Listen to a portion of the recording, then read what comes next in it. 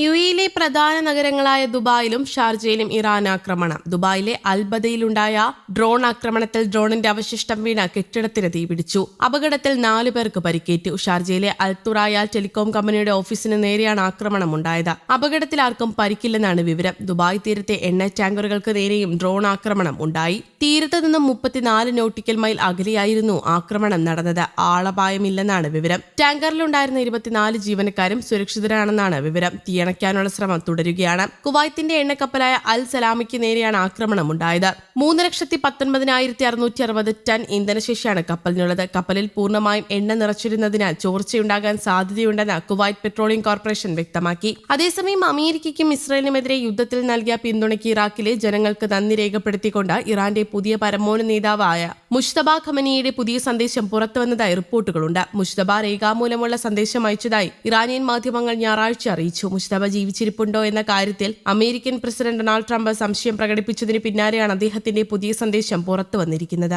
ഫെബ്രുവരി 28-ന് യുദ്ധത്തിന്റെ തുടക്കത്തിൽ ഒരു വ്യോമാക്രമണത്തിൽ മരിച്ച ഇറാന്റെ മുൻ പരമോന്നത നേതാവ് അലി ഖമനിയുടെ മകനാണ് മുജ്തബ. നേതാവായി തിരഞ്ഞെടുക്കപ്പെട്ടതിനു ശേഷം ഇതുവരെയും അദ്ദേഹം പൊതുവേദിയിൽ പ്രത്യക്ഷപ്പെട്ടിട്ടില്ല.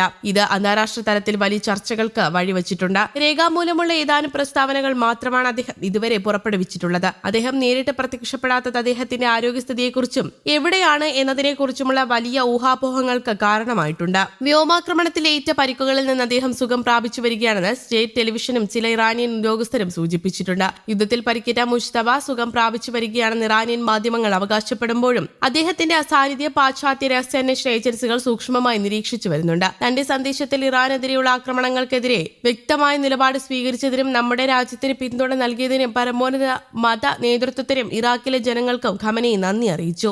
ഷിയ ഇസ്ലാമിലെ ഏറ്റവും ആദരണീയനായ വ്യക്തിത്വങ്ങളിൽ ഒരാളായ ഇറാഖ് ആസ്ഥാനമായുള്ള ഗ്രാൻഡ് ആയത്തുള്ള അലി സിസ്താനിയാണ് അദ്ദേഹം ഇതിലൂടെ ഉദ്ദേശിച്ചതെന്ന് ISNA വാർത്താ ഏജൻസി റിപ്പോർട്ട് ചെയ്യുന്നു. ഇറാഖിലെ ഷിയ പാർട്ടിയായ ഇസ്ലാമിക് സുപ്രീം കൌൺസിൽ ഓഫ് ഇറാഖും ബാഗ്ദാദിലെ ഇറാനിയൻ അംബാസിഡറും തമ്മിലുള്ള കൂടിക്കാഴ്ചയ്ക്ക് ശേഷമാണ് ഈ സന്ദേശം കൈമാറിയത്. സന്ദേശം എങ്ങനെയാണ് കൈമാറിയത് എന്നതിനെക്കുറിച്ച് കൂടുതൽ വിവരങ്ങൾ രാജ്യം പുറത്തുവിട്ടിട്ടില്ല. സങ്കീർണമായ യുദ്ധ സാഹചര്യത്തിൽ ഇറാഖിലെ പരമോന്നത ഷിയ നേതാക്കളുമായുള്ള ബന്ധം ദൃഢമാക്കാനാണ് ഇറാൻ ഈ സന്ദേശത്തിലൂടെ ശ്രമിക്കുന്നതെന്നാണ് വിവരം. പരമോന്നത നേതാവായി തിരഞ്ഞെടുക്കപ്പെട്ടതിനു ശേഷം മുജ്തബ ഖമനി തന്റെ ആദ്യ പ്രസ്താവനയും പേർഷ്യൻ പുതുവർഷമായ നൌറൂസ് സന്ദേശവും പുറത്തിറക്കിയിരുന്നു. മറ്റൊരു പ്രസംഗകൻ ടെലിവിഷനിലൂടെ വായിച്ച 2 പ്രസ്താവനകളും യുദ്ധത്തിൽ വിജയം നേടുമെന്ന് പ്രഖ്യാപിക്കുന്നു എന്നായിരുന്നു.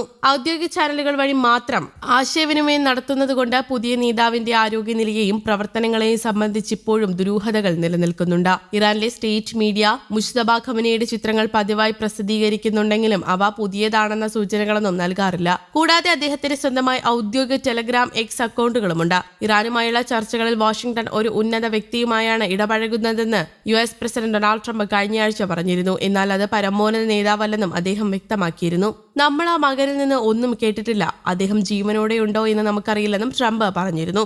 1979 ഇസ്ലാമിക വിപ്ലവത്തിന് ശേഷം തന്റെ പിതാവിന്റെയും വിപ്ലവ സ്ഥാപകനായിട്ടുള്ള റൂഹുള്ള ഖമനിയുടെയും പിൻഗാമിയായി വരുന്ന 3ാമത്തെ പരമോന്നത നേതാവാണ് മുജ്തബ ഖമനി.